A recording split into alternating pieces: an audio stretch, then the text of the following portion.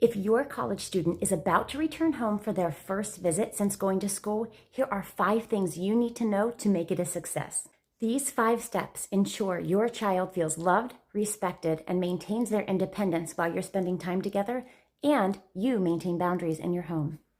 This first step is probably the most important. Ask your college student before they get home what they want to do while they're there. Whether they're only home for a few days for Thanksgiving or for a whole month for Christmas, it's important that you know what their expectations are first. They might want to catch up with friends from high school. Yes, you can get to spend time with them, but they want to see their friends too. Also, if they've been in a long-distance relationship and they have a significant other that they're planning to see at home, plan on them wanting to spend a significant amount of time with that person. It doesn't mean you're not going to see them, but they are going to want to spend time. That's just natural for their age. This is also a really good time to let them know ahead of their visit things that are already in the calendar. If you have holiday events scheduled, if there are certain family activities, or if there's anything that you expect them to be at, it's really important that you let them know ahead of time. That way everybody's on the same page when it comes to schedule and planning. Number 2, if you have younger children at home, it's important that you prepare them for the college student's return. You know, it was an adjustment when that child went to college, and it's going to be an adjustment when they come back. Most importantly, because you have to change the rules and the expectations for that student now that they've been independent, it's going to have a different effect on the younger kids. Younger siblings often think, well, it's not fair. Why do they get to do this now? Why are there no rules for them? And it's not that there are no rules, but they are different. Make sure those siblings know now that your brother or sister is in college, they get to regulate themselves more. And when you go to college, you'll have those same privileges. Also, make sure that you allow time for the siblings to spend time together without mom and dad. It's really important when siblings miss each other and they get together again, that they get to be alone without you having fun together. As well, make sure younger siblings know that that older child's room is not an open door. They need to respect their privacy, and they need to make sure that they knock and they don't just go in and start chatting with them anytime. That older student is going to want some personal space, maybe even a little more than before.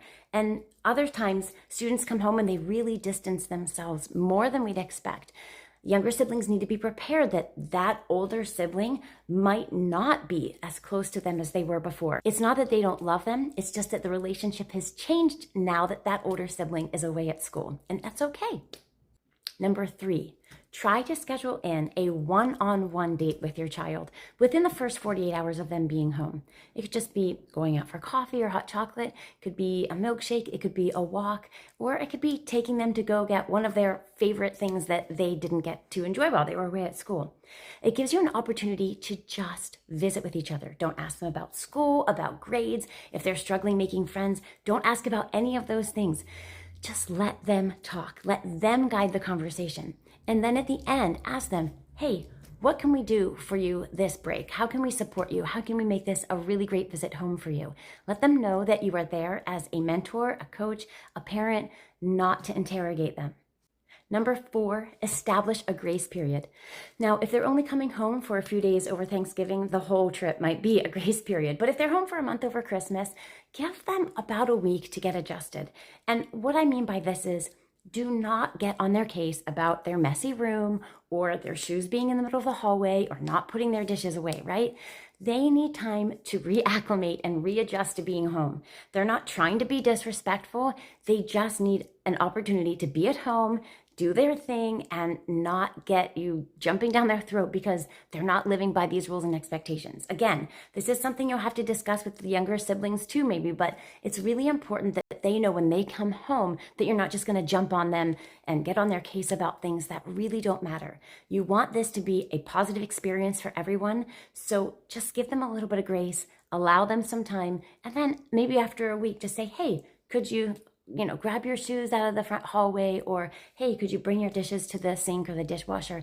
Then you can do it in a gentle and loving way. But jumping on them right away, it's not going to work. It's not going to turn out well for anybody.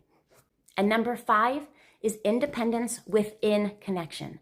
You've already talked to them about what their expectations are while they're home. Who do they want to see? Is there anything in particular that they want to go to, or anybody that they need to see at a specific day or time? But you've also told them there are certain things that you expect them to be around for. Other than that, if they're not going to be home for family dinner, or if they're not going to make a family movie night that wasn't mandatory, they need to let you know. Also, if you want more time with your college student, but they want to be with their friends, be welcoming to having their friends at your house. I understand that this can get rough if sometimes they have friends who you don't care for, but the fact is, if they're in your home, they're with you, they're with your family. Make it an open door, but with advance notice, so you know that they're coming. Following these 5 steps is going to make that first visit home so much better than it would be if you didn't have clear boundaries and also that clear independence for them. I know you're excited for them to come home. You want to hear all about school. You want to see them. You want to hug them. I'm excited for my daughter to come home as well. But having those clear expectations ahead of time, that they have to be at certain family activities, but they don't have to be at others, that you welcome friends, but that you need advance notice, that they can stay out later, but please let us know where you are and when you'll be home. All those small things really make that experience positive for both the child and the family. All right. That is it. I hope this helps you have an amazing visit with your college student, and happy holidays. And finally, along these lines, let them manage their own sleep and wake schedule. You cannot give your 19 and 20-year-old student a bedtime. You cannot wake them up and tell them, hey, it's time to go, like it's getting late.